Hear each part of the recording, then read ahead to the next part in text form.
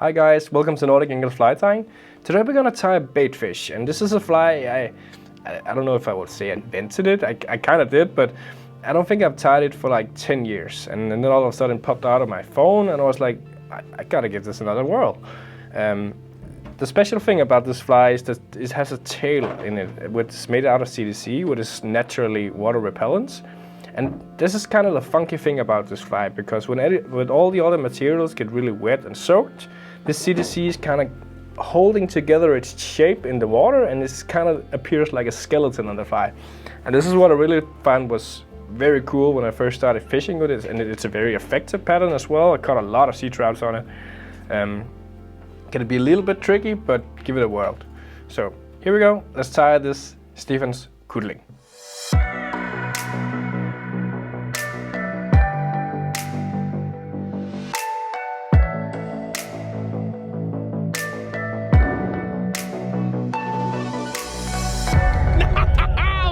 Det der. Nej. The first. Fedt.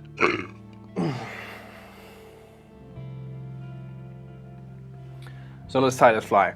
And the first thing we're going to use is the hook, of course. And this is an Eric's curved gamels. Really nice hook for these streamer flies. I think they hook amazingly, and my hooking rates are way higher on this hook than it is on many of the other ones I use on the coast. I think it's a tremendous hook. I'm gonna use a white tying thread, a GSP thread, and just start out with a solid layer of thread here. And then we're gonna create that CDC tail.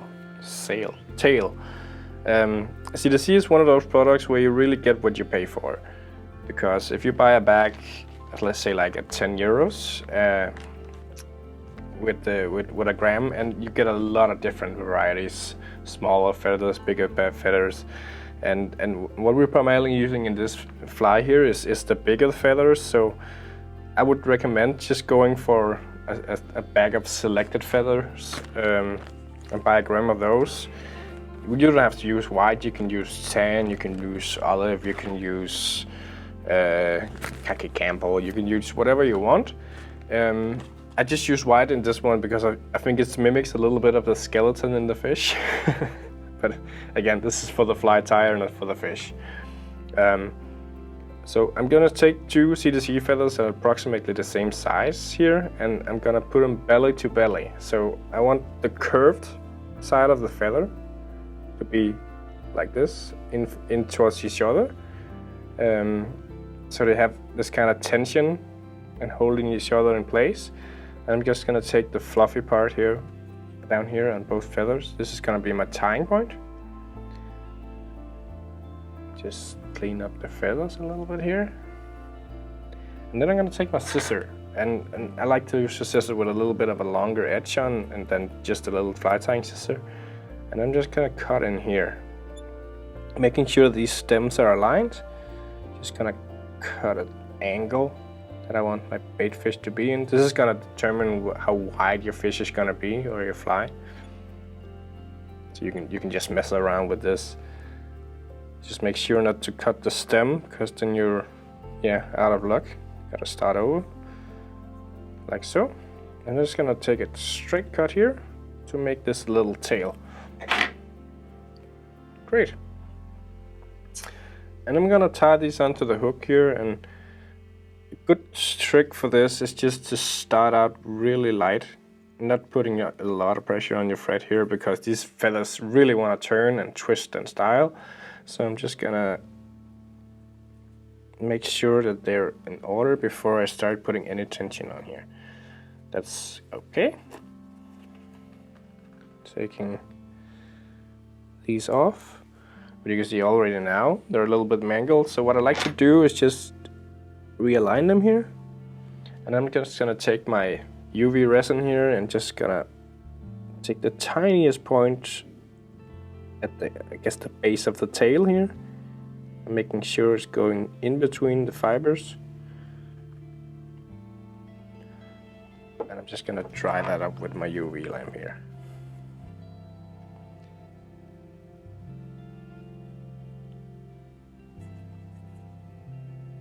There we go. Then we have this little tail section here. Just gonna finish up cleaning up here. Then I'm gonna go back down to my tail here, and I'm gonna make a little dubbing loop because I want the body of this fly to made out of STF. But I want to take advantage of the long fibers that's in this dubbing, so I want to put in a dubbing loop because then I can brush the fibers out way longer in comparison to if I just threw it onto the thread.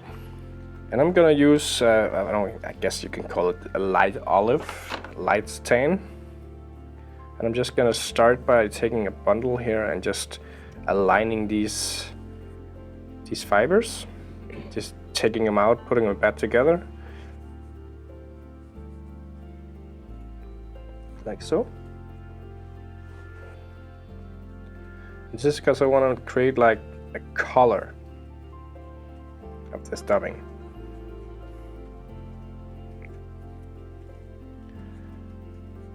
Just take away any strays.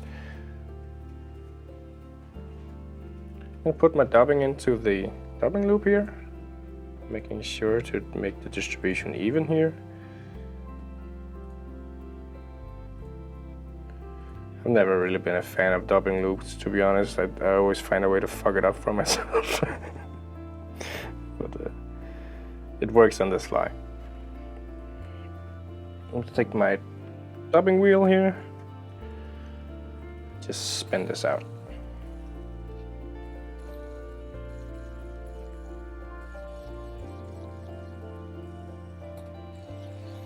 Like so. I'm just gonna take my dubbing brush here and just give it a whirl to take some of these fibers back out. I actually want these fibers to be kind of as long as they have to be, can be, because I want these fibers to go down approximately at the tail point here. So yeah. When I got this nice and twined, I'm gonna take my hackle clamp here and just gonna grab the base of this sausage I've created here and just cut off the dubbing wheel. And then I'm just gonna take the thread forward, and then when I'm gonna twist this, I'm gonna take my fingers, I'm just gonna hold this dubbing back. I don't want the dubbing going forward, I want it to go backwards.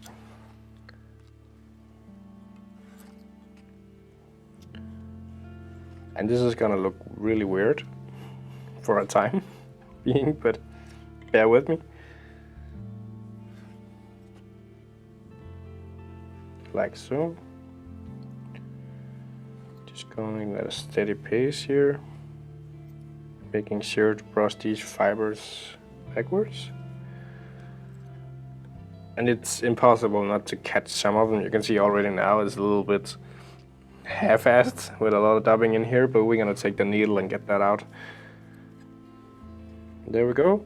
Not all the way to the hook eye, maybe leave a couple millimeters here for the hackle.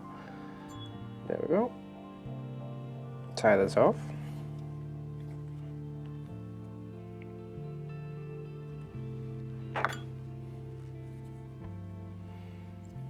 Making sure that the dubbing loop is secured here. And then I'm gonna take my needle and just go a little bit through this, and this it's kind of important because otherwise you're just gonna get a fly without any volume to the body. Like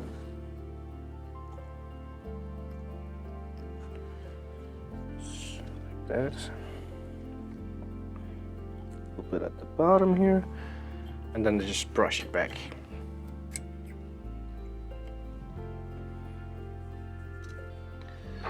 And if you actually made it a little bit too long like me, just take a scissor and just cut it into length.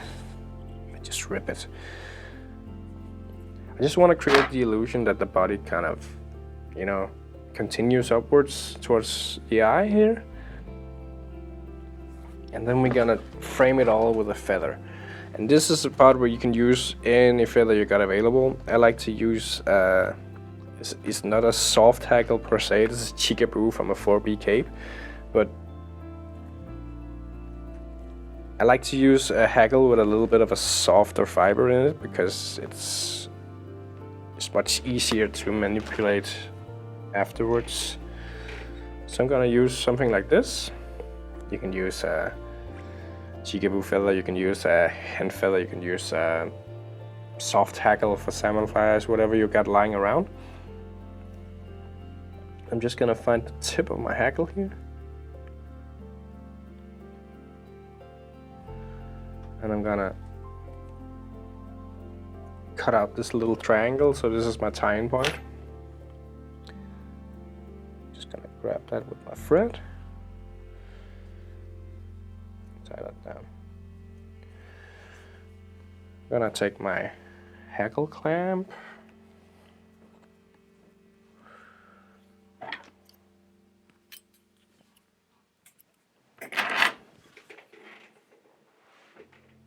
Like so.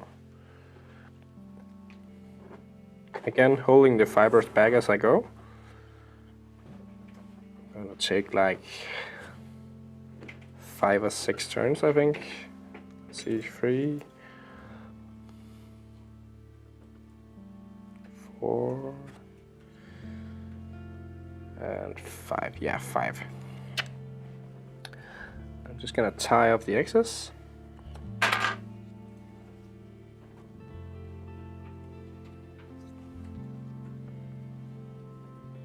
And cut off the stem.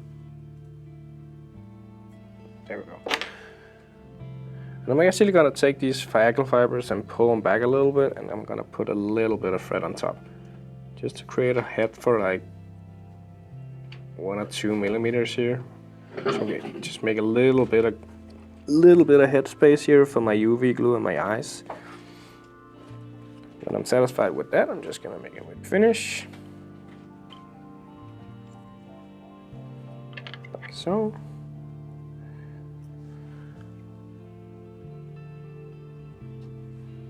I'm just gonna take a little bit of Sabagap, like literally a quarter drop, like very, very tiny, because I don't want too much Sabagap underneath my UV resin.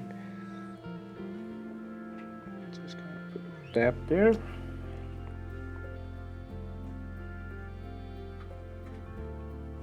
There we go. Just to secure the eyes. Just gonna use some in blue. This is just basic 3D eyes. Red will also work really well with this fly. Just gonna put these on here, if they'll let me.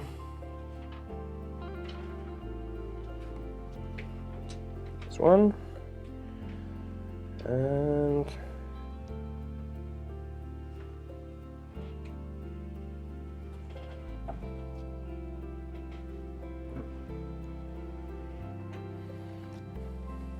it didn't want to stick there.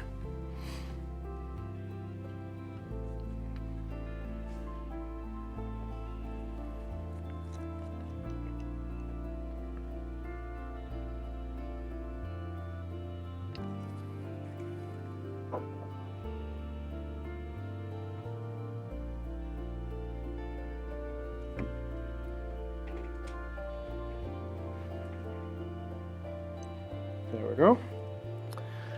And I'm gonna take my UV glue here and just gonna start by putting a dab in between the eyes here. On top. Turn the fly around and do the same thing on bottom. And I'm kind of filling the space now in between the eyes. I'm gonna clear that. UV glue is a mastery in itself, and I'm not really an expert in any way at all. But I think the easiest way to do this is using a medium thin UV glue and putting on a little bit at a time. Starting by putting at the top and the bottom, and then we can start by shaping a little bit of head here. I don't want it to be too big or too dominant at all. Just use the rotation of the vise here. Just squeezing out a little bit as I go. A little bit goes a long way in these. There we go. Then cue that up.